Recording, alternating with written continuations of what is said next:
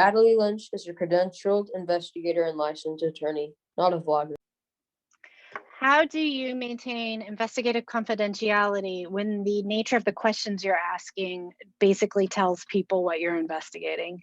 I think this is a little bit less of an issue than it used to be because people have gotten somewhat savvy to the workplace investigation, but also because sort of post Me Too and post Black Lives Matter, people know what companies spend money on to investigate.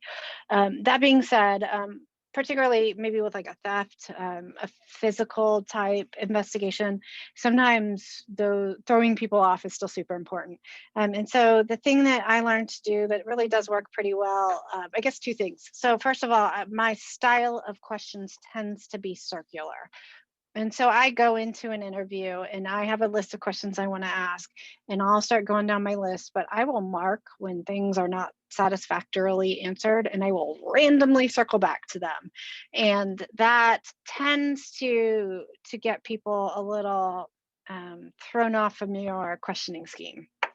But the other thing that we were taught to do, and that I still do in fact do, is, let's say there are three male managers and I'm investigating one of them for harassment. I'm going to ask the exact same questions about all three of those managers so they don't know which one I'm asking about. Again, people are sometimes savvy enough, or the issue is brewed long enough that people will understand what's going on, but a lot of times they don't. And a lot of times I can get some really good information by asking questions about everybody.